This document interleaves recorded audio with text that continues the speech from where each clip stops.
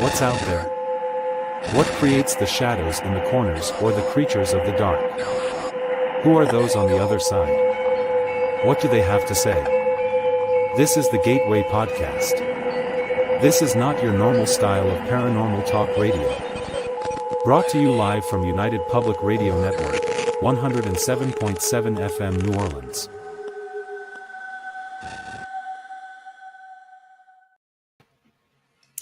Welcome to the Gateway broadcast live from United Public Radio Network, 107.7 FM New Orleans. I'm your host, C.L. Thomas. Hello, guys, from Las Vegas. So it's finally cold. I'm going to give you guys the weather report. It has been snowing finally up around Mount Charleston. It's not too much snow, though. In the landscape around me, though, it's still pretty dry, and it's cold at night, but a little bit warm during the day. I just got back from Charleston, South Carolina. If you guys ever been there, it was really cold and you would never believe it. We had an ice storm while I was there, but I did get to do a lot of neat stuff. Like I got to see Edward Teach's house where he used to stay. If you guys know who Edward Teach is, it was Blackbeard. Hi, Joe Fox. How are you? So Blackbeard used to stay at this house, and I wish I would have pulled up a photo. There's actually a photo of it on my social media if you look it up. It's a little itty bitty house, but it's been there since, it's like 200 years old.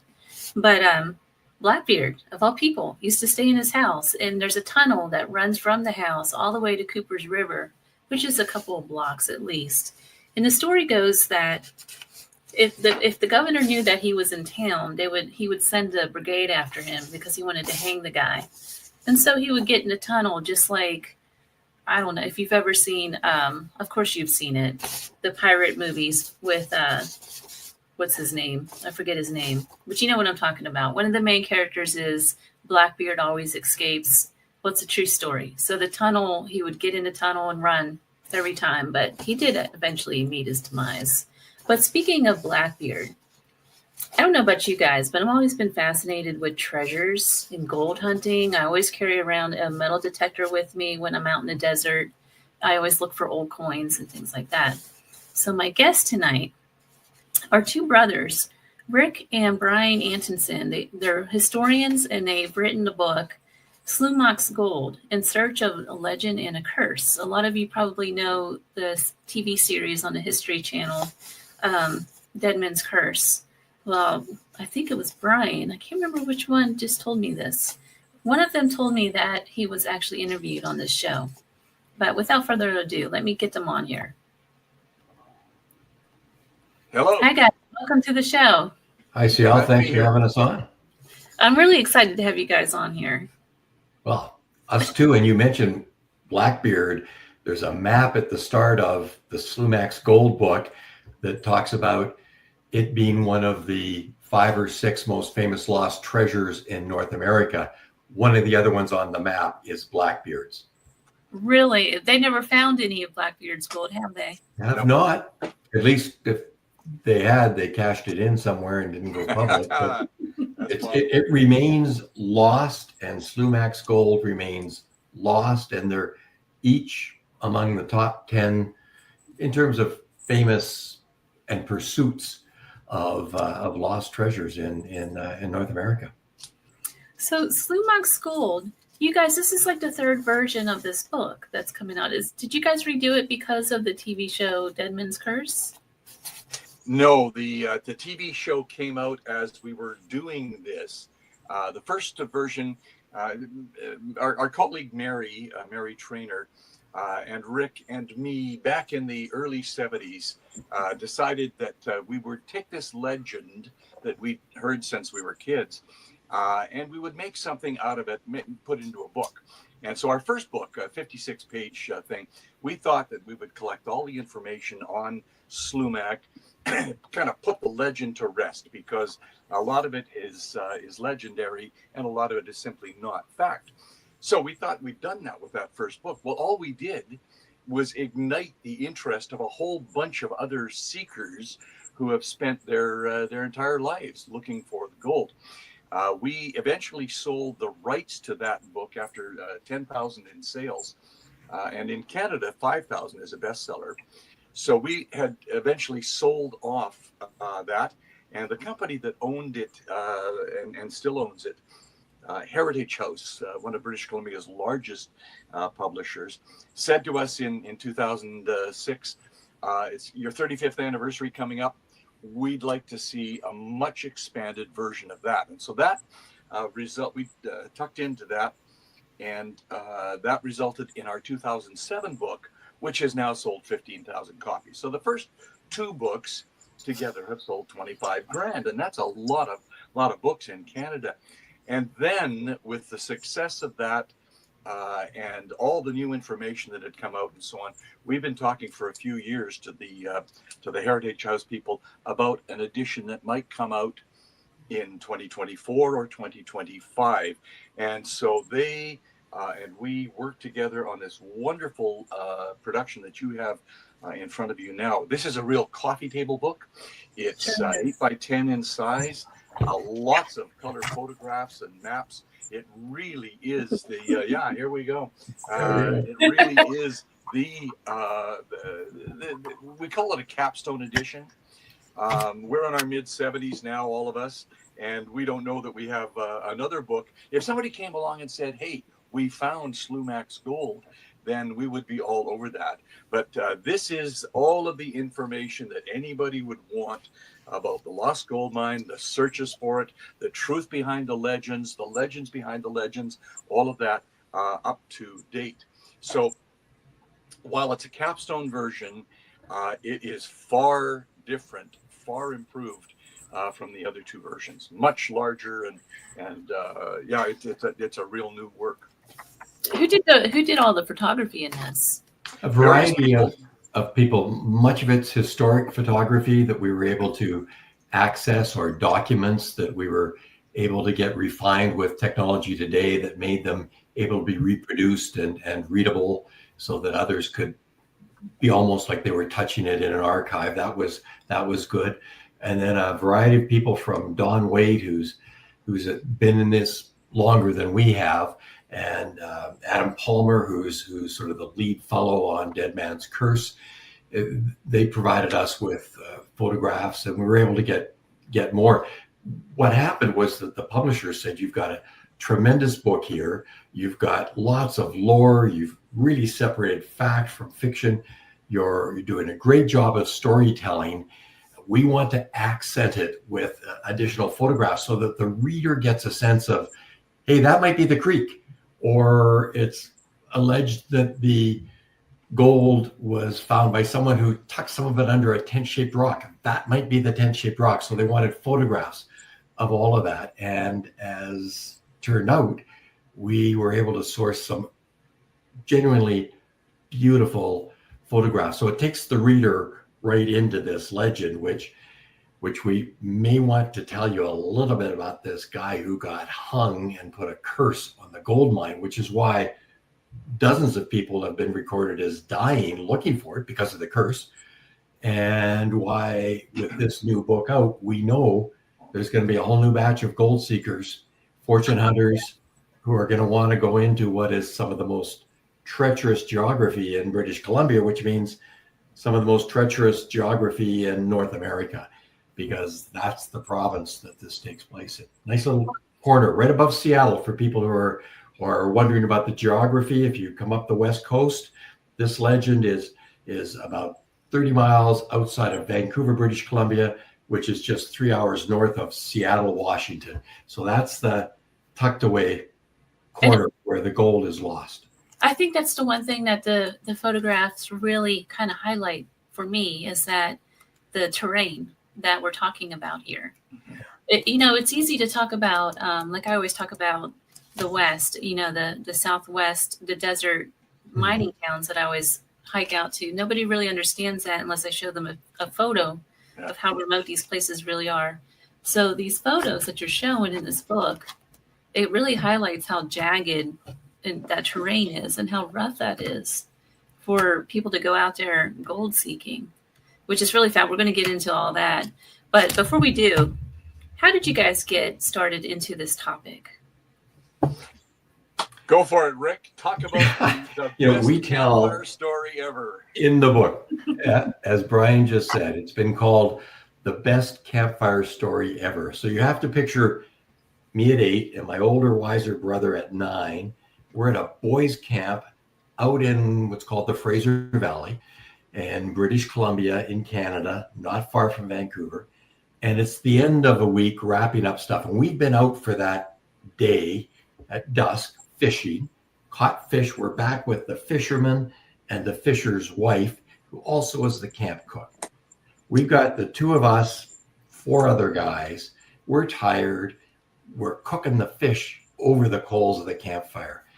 And then as the coals sort of get brighter, but the flames are going down and it's dark, the fisherman's wife leans over the campfire, locks eyes with each of us, and tells us the legend of Slumach's gold. And she begins by saying, there's a lost gold mine, and she kind of winks over this way, meaning not far from here.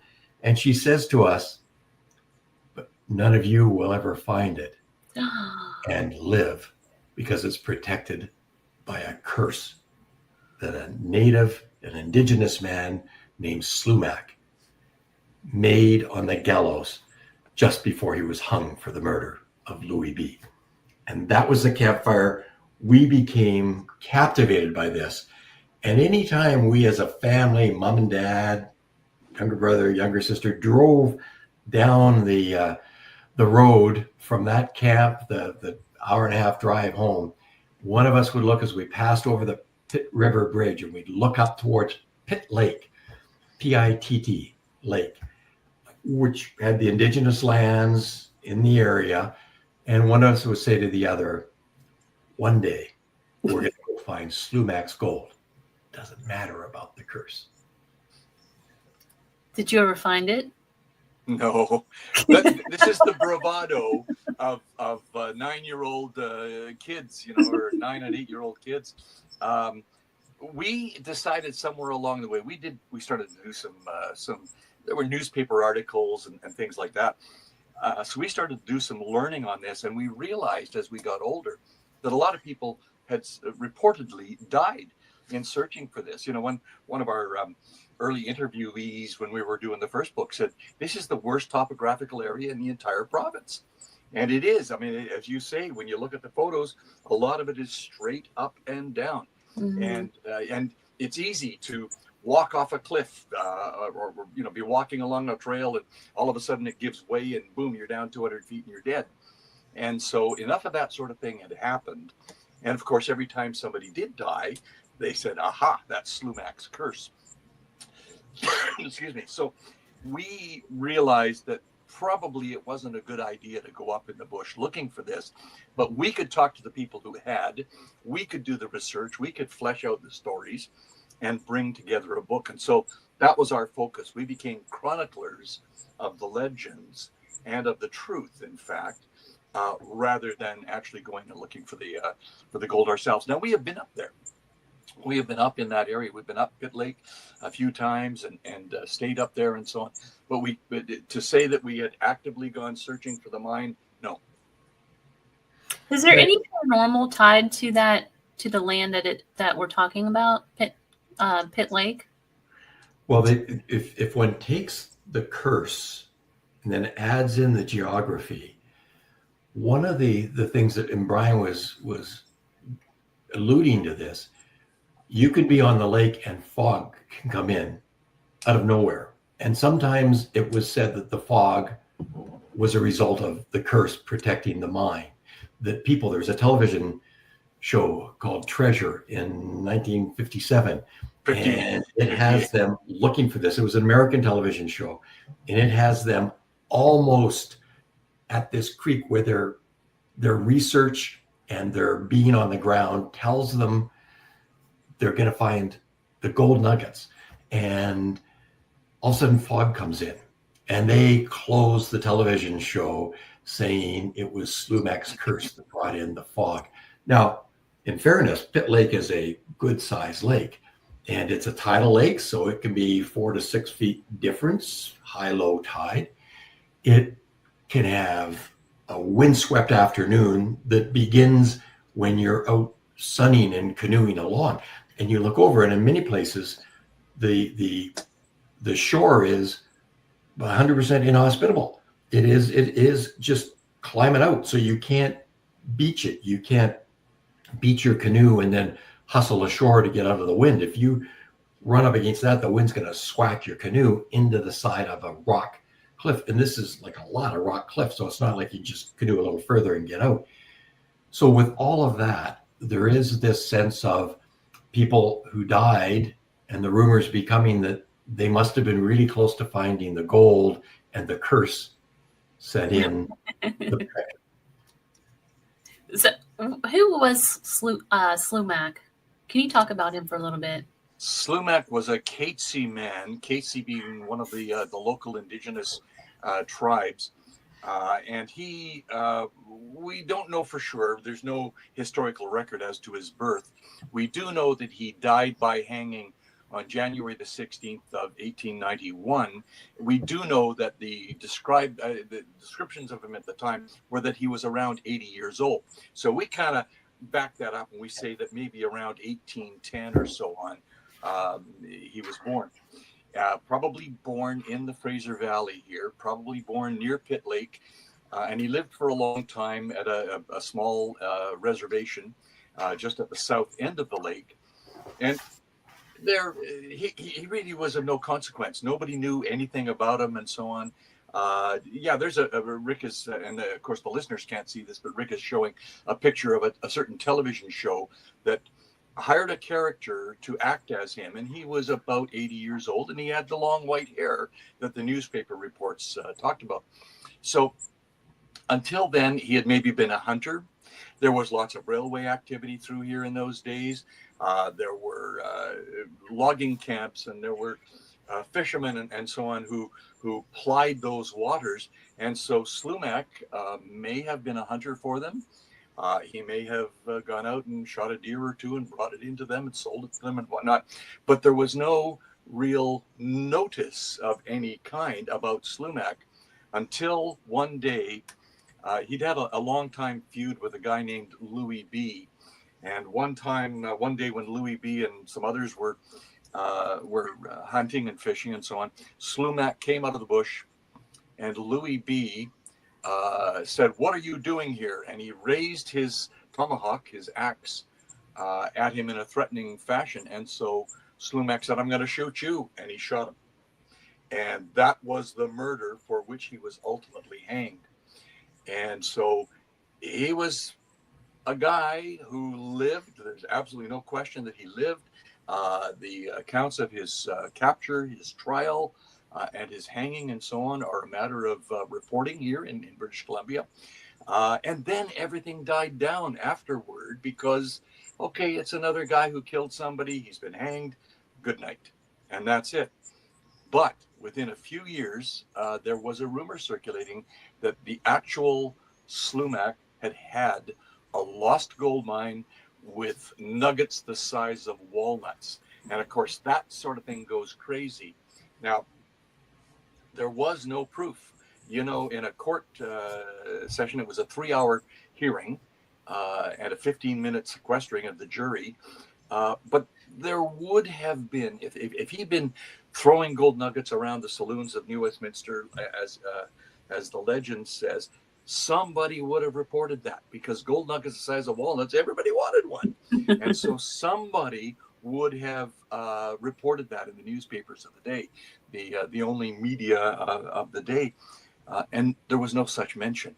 And it wasn't until about 6 years after Slumach died that the first public mention of a Slumach lost gold mine came to be.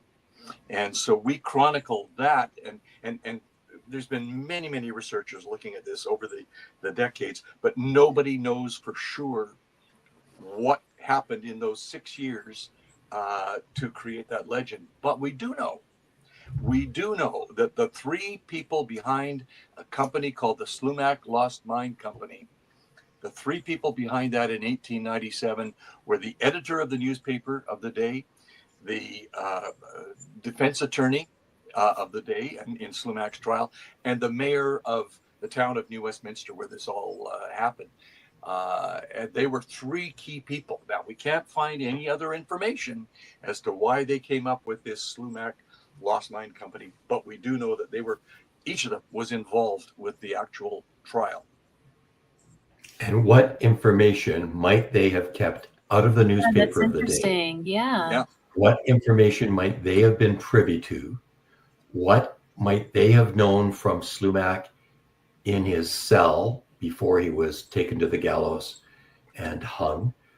And what motivated them to believe that they should raise funds and go looking for gold that this Indigenous man reportedly had? So part of that is like, and we write this in our book, that to every legend, think of any legend in North America, think of any American legend, think of the Lost Dutchman's Mine, think of Montezuma's lost gold.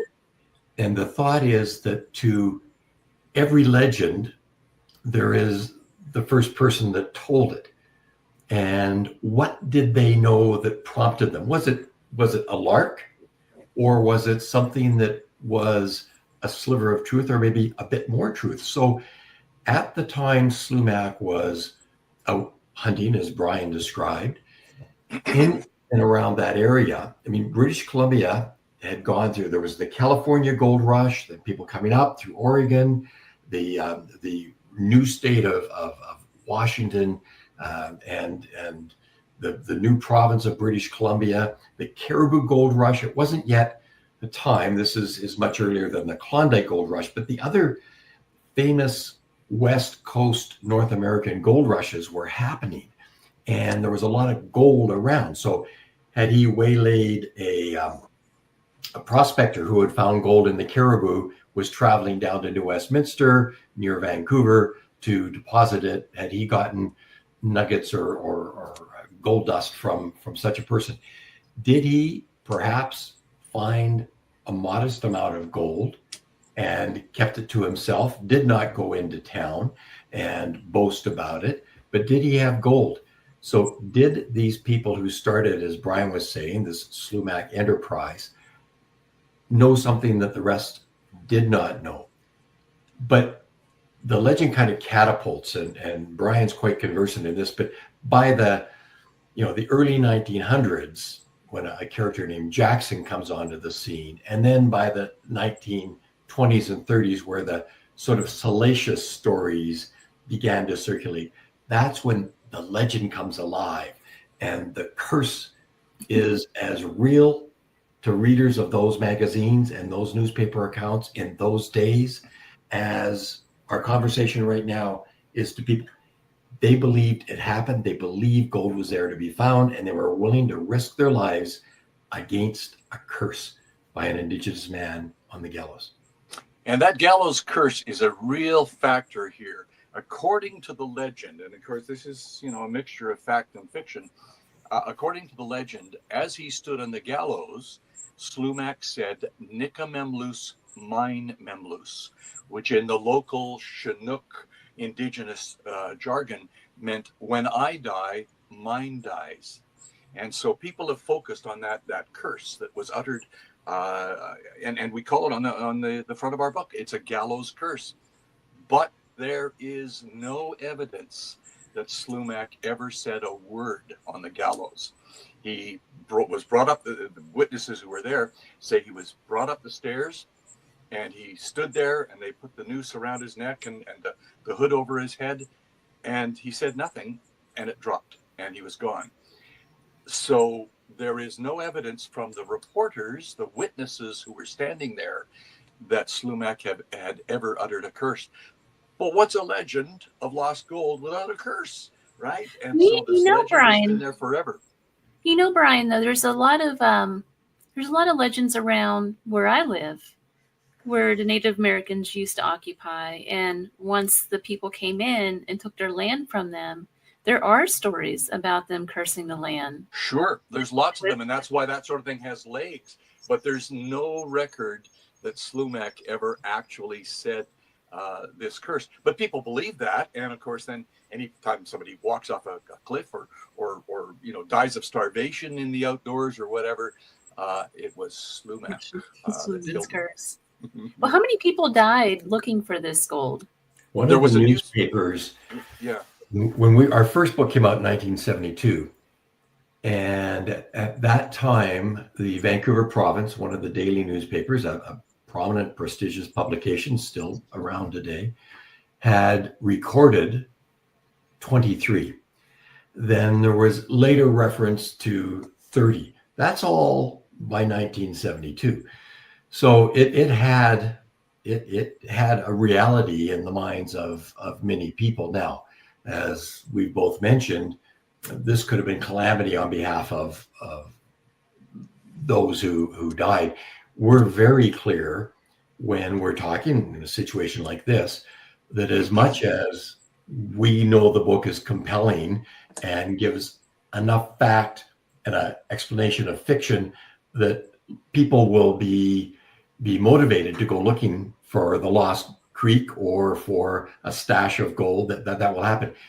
We're very mindful to say, be careful, be prepared. Do not go into Pitt Lake, British Columbia area just for a hike without letting someone know where you're going, without being prepared to maybe not make it back by the end of the day and need to spend time out there. So don't just go out when it's sunny and you're canoeing. Take with you preparations and safety material so you could survive a couple of nights if you got washed ashore by whipped up high winds, or if you got out and you were hiking and fog crept in and you couldn't see your hand in front of you and you had to make camp and keep warm and survive 2-3 days before you could get out.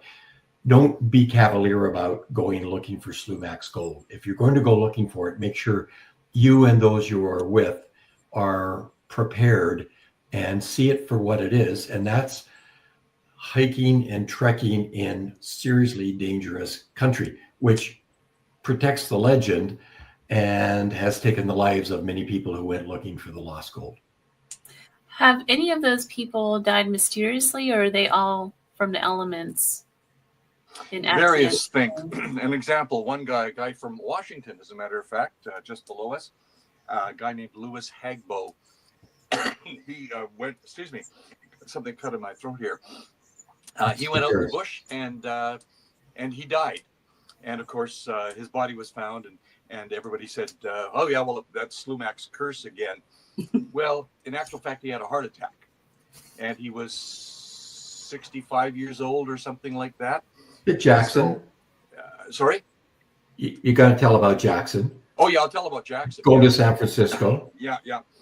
So Louis Hagbo, it was 1962, I think, when he died, something like that. So that there's a modern version of something.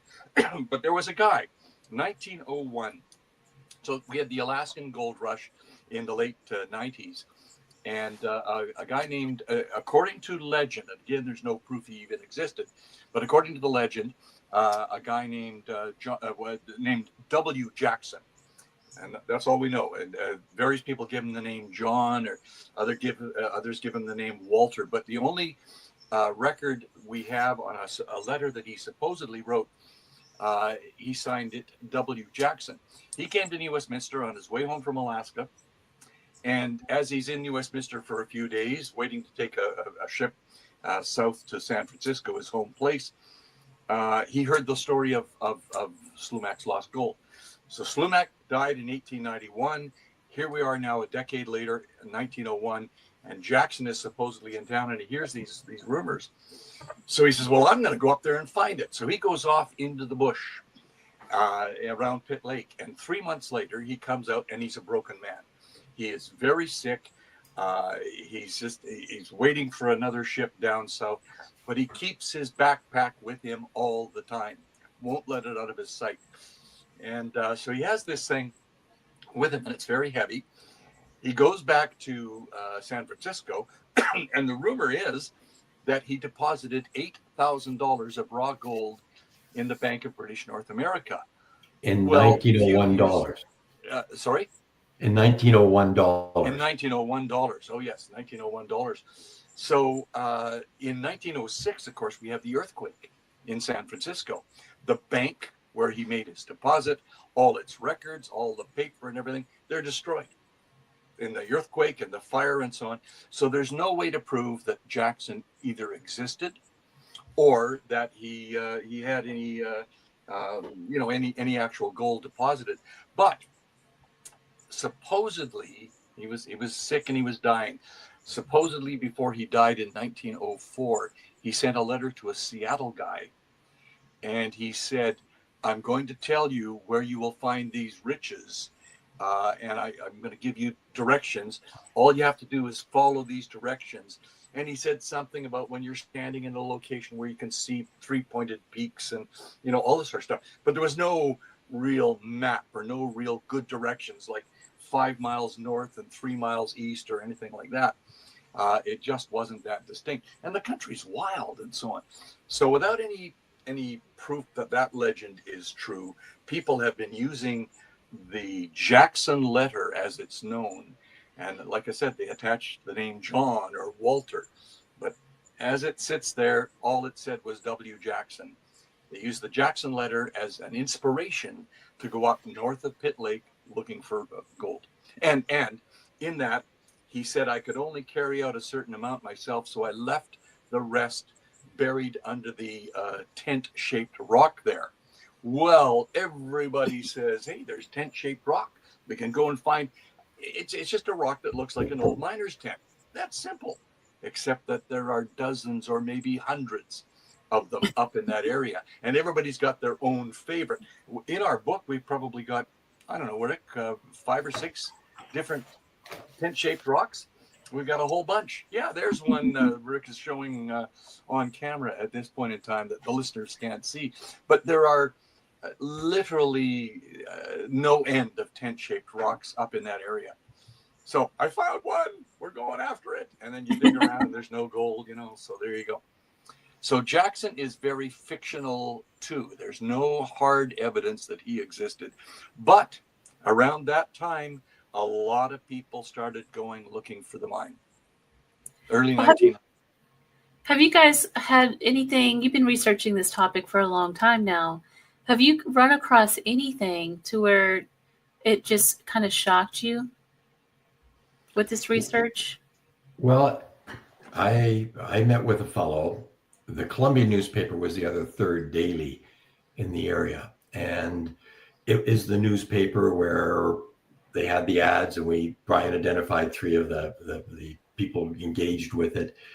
Years later, as we began researching this in the early 1970s, a fellow named Rick Taylor, his family owned the Columbia newspaper. He was encouraging of our searching for it. The newspaper had covered the legend at various times as it sort of got anchored into the public consciousness and grew in its reputation around the world. And in the 1990s, early 2000s, Rick Taylor invited me to lunch, and over lunch told me, he said, they found Slumach's gold. Now I was shocked.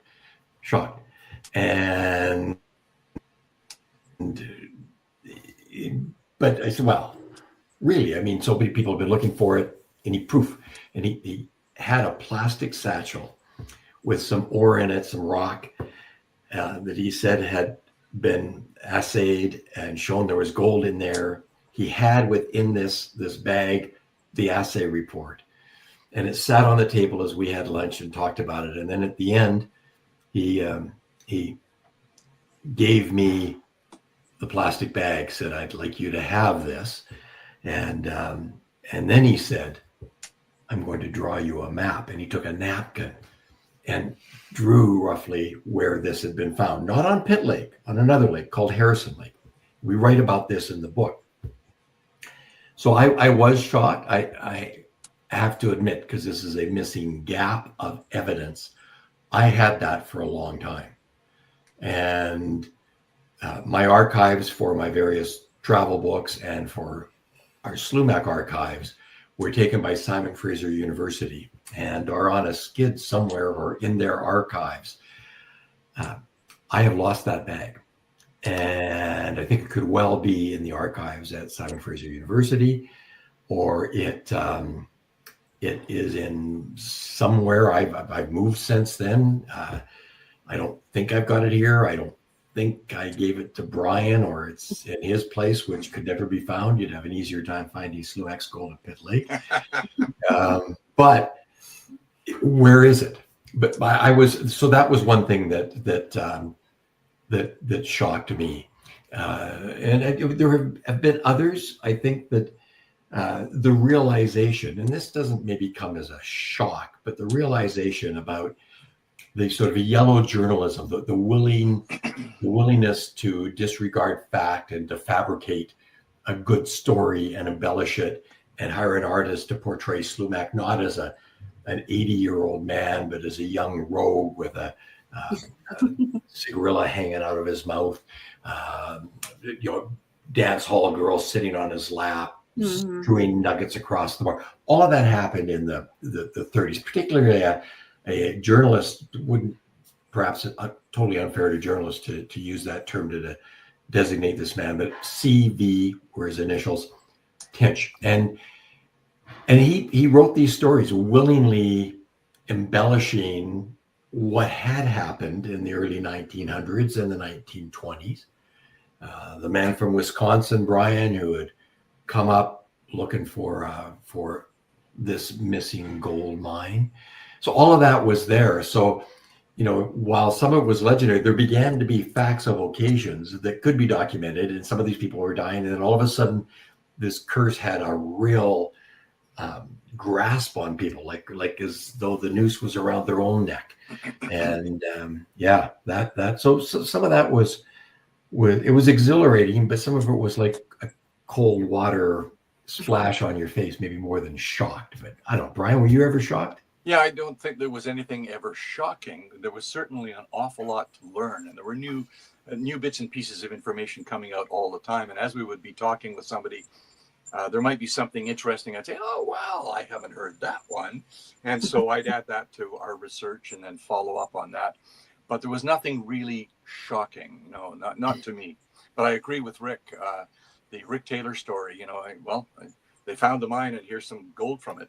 That was a bit of a shock for him, and I understand that's an interesting sidelight. Well, what about the mine though that he pulled it out of? Do you know where that is? Well, that's the thing. Where Rick Taylor's? Yeah, Rick, go ahead.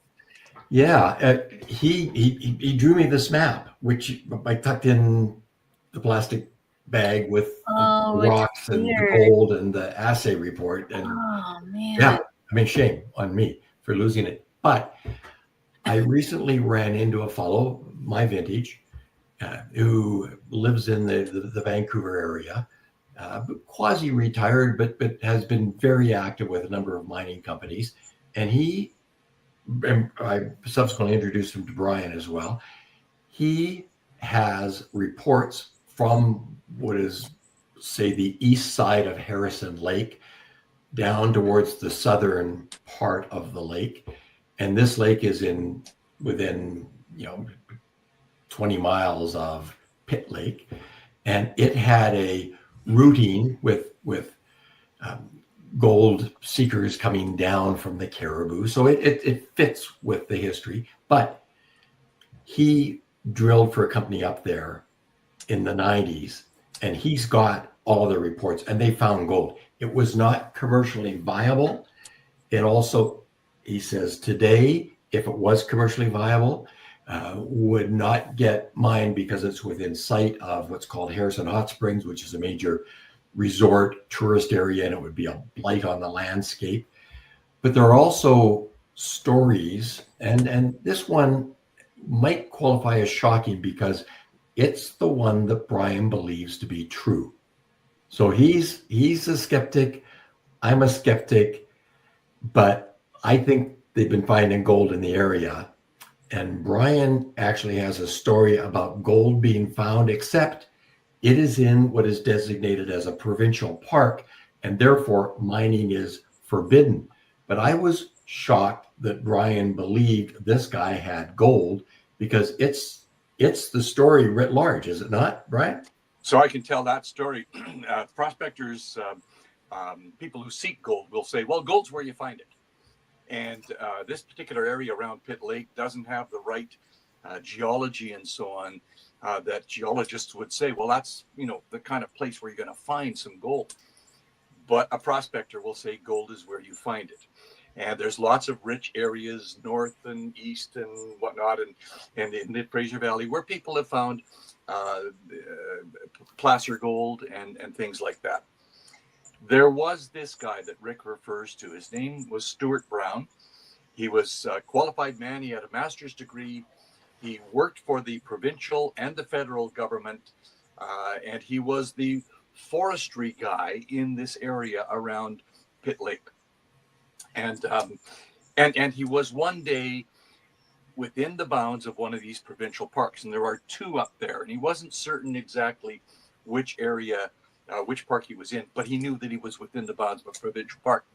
So he's walking along, and he's out in the bush all by himself, as he often was, and he's got his waterproof boots on and so on, and he kind of wanders into this very shallow pond, and he looks down, and he sees everything is gold and sparkling.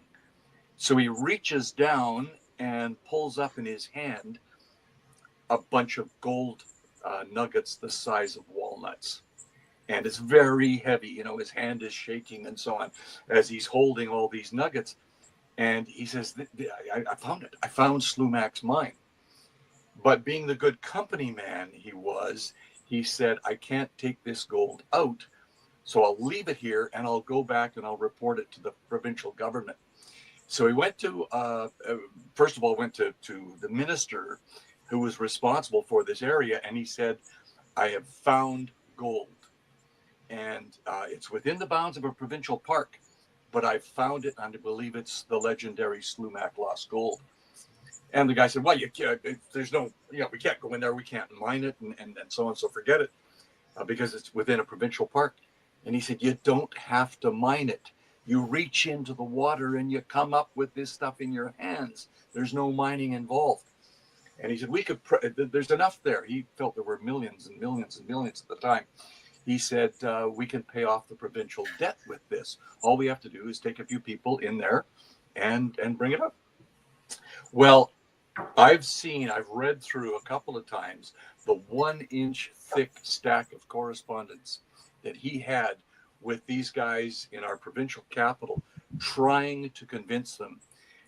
He died in his mid-80s of Parkinson's disease, but he was a very bitter man because he tried to convince these people who were in charge at the time, when he was much younger, that the gold was there. All they had to do was go in and find it. And he knew it. He knew exactly where it was supposed to be. But it was to his everlasting frustration that nobody would pick him up on that. Now, one of our colleagues, another writer, a fellow named Don Waite, had lunch with him one day. And he said, okay, so roughly where is this? So Stu Brown told Don where it was. And of course, Don knew the territory well. He knew where the lakes were. He knew where the glaciers were and everything. And so after lunch, he hustled out to the parking lot, sat down in his car, and he drew his own sketch map showing the exact location according to this Stu Brown guy. And we published that map. That map is in our book. Now, it's a small map. It's a huge area, so it can't be precise or exact. But that's the closest, I think. I believe Stu Brown. The guy existed. He was a very qualified man. He was working for the governments at the time. So I have no question about his credibility, his viability. I think he actually found gold. Whether it was Slumach's gold, because there's no evidence that Slumach had any gold, but whether it was his gold, the legendary gold or whatever, I don't know. But there, I believe, is gold in that area. Gold is where you find it. Did the curse ever affect him? Well, it's arguable that his Parkinson's disease may have been Slumach's gold or Slumach's curse. And there are those who say, oh, yeah, well, Stu Brown, he died because of the curse. Well, he died at 85 of Parkinson's disease. He died in his bed, probably in a hospital. Does that mean that the curse was working on him? We're all going to die at some point in time. If I get hit by a truck tomorrow, oh, Slumach's curse. That's what people will say. I would spread that rumor. Well, you know what though? Why didn't he go back to pick it up himself? He did. He went back with one person, and they were thwarted by weather. All of a sudden, the weather just turned really, really bad. And Okay, they so were that's in the middle. the curse right there. That's the curse. That's exactly. Oh, That's the curse. He could not validate, right? It happens all the time up there. And so, they got rained out. They just couldn't go any further. Landslides and mudslides and things like that. Another time, they got blisters, and they were in such pain that they said, "Oh, we got to turn around." Now, is that the curse? One guy had new boots. One guy had older boots. One of the rules about hiking is you never wear new boots. You work them in, right? You spend a lot of time wearing those boots in so you don't run into blisters. So, and he was getting older and older every time, and he was getting sicker and sicker. So it just, at some point in time, it became impossible for him to go back up there. They did try to get up there via helicopter, but flying around and so on, they just couldn't find, he knew the route on land. He did not know the route from the air. So let me add in here that there was an earlier television series, which you can still find someplace, called Search for the Frozen Gold. Curse of the Frozen Gold. Curse of the Frozen Gold, yeah. Curse of the Frozen Gold. And this was maybe 2014. And both of us were involved a little bit with it, but more, much more behind the scenes. And Don Waite and some others, Brian has mentioned, were a part of it. The last two episodes were to involve both of us. And one was where I think if Slumach had gold, he would have found it, is called Widgeon Creek, Widgeon Lake area, not far from where Slumach's cabin was on the reserve, and not far from where he murdered Louis B., which some people have surmised was a killing to keep Louis B. away from his gold. The other episode was to go to the Stu Brown area that Brian had identified and pursue Brian's quest and his word belief that there was something there. Those two episodes were ready. We were on standby, and the weather turned not just sour, but unflyable, unhikeable. And 2 days in a row, they said the helicopters can't take off from this area, Maple Ridge. Stand down, but we'll call you later in the day if things clear, because we were going in for a few nights, particularly in the one up where the Stu Brown story comes from. So we were ready, but the weather thwarted us. Then they said, we're going to drive up to Whistler and we're going to go in the back way from the Whistler ski area, which many of your listeners will know of. We'll go in the back way and 4x4s over really rugged land. Then we'll hike in, sort of a variation of what the Stu Brown may have done. And we were on standby for that. We were ready. In comes the fog. In comes the bad weather. In comes the torrential rains, making it unable to go there. And then we just timed out, and all of a sudden the weather winter had set in. It was snowing. We weren't going to be able to find anything. Is that the curse, keeping Brian away from his spot that he is researched? I like to think that, because we know there's gold in the area. We know people have found gold in the area. What we can't do is put gold in Slumach's hands. We cannot, through our research, do that. But nobody's looking for gold right at this very moment that we're on the air with this story. And yet, and we have beautiful weather, absolutely wonderful weather. You're not supposed to have sunny weather in British Columbia in January. And we have that right now. But on the weekend, in comes the snow. And we're going to have in the next week here in the Lower Mainland and in the Pitt area, we're going to, well, at least in where I live, we're going to have 8 inches of snow according to the forecast. That'll be even more up in the Pitt area. but nobody's up there looking for gold right now. So I don't think that the weather is a factor at all. When Rick's talking about 2015 here, we went into what was that, Rick? September, I think it was, that we were looking. We were ready to go looking. Right. But September is when it starts to rain in British Columbia, right? And it rained until it started to snow. And so is that the curse at work, or is it just British Columbia weather? I think it's the curse. No, Yeah, okay. I like to think it's the curse. It's the curse that keeps the legend alive. Yes. Because it brings fear, and fear is a curious fuel. So with fear as fuel, a lot of people are encouraged to do things that are counter to their own safety, which again is why we underline, if one's going to go in there, be careful. There was a German film group, 2 separate occasions, came in. They had access to an airdrop, helicopter airdrop. They were in the high country. They were looking for Slumach's gold. Out of this came 2 different, truly highly popular documentaries in the German language, shown in the country of Germany, on Slumach's lost gold mine. But both times they needed to be rescued, the film crew taken out of there. And of course, that puts in danger the rescue crew. And it puts at risk those who are honor bound to go up and go into areas where others have inserted themselves into a terrible situation, perhaps ill-prepared, not sufficient food, maybe poor clothing, maybe tents that they didn't anchor, so they got blown away. Lots of things like that. Somebody breaks a leg, whatever happens. So that's our admonition is be careful if you're going looking for Slumach's gold. Curse or no curse, it's country that can be very tough on you. Yeah. Do you guys, it's kind of like Oak Island.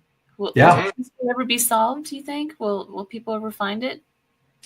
The Oak Island folks have been searching now. I think they're in season 12, I read here just recently. And every time they go a little further down and they find another platform that's made of wood and all that sort of stuff. How long is it going to go? How long will that series continue? And who would go to all that work to dig down for whatever? I mean, there's got to be a reason why somebody, because there's no question that hole is there and that they are finding different levels and they are getting flooded out by somehow a pipe or something like that leads in from the ocean. There's no question that they have been thwarted time and again as they've been going down. And I believe they're in their 12th season of looking for this. Now, this could be very similar. This is 2 seasons with the Dead Man's Curse series. Could they still be going after 12 seasons looking for the mine? Consider that whole area around Pitt Lake, there's deep caverns, there's deep valleys, there's mountain peaks, there's all these tent-shaped rocks. They're all over the place. So let's go into this one, because I think it's really in this creek here, and it's probably there, and you're 15 feet away from the next creek, which is where the gold is. That it's that difficult country up there. It's very forested. It's not like the American desert areas or the Red Rock area in Nevada or down in Arkansas or anything like that. It is very, very forested. So you can't be flying over in a helicopter and say, there's a tent-shaped rock. Let's go down and check that out. People have tried to do that.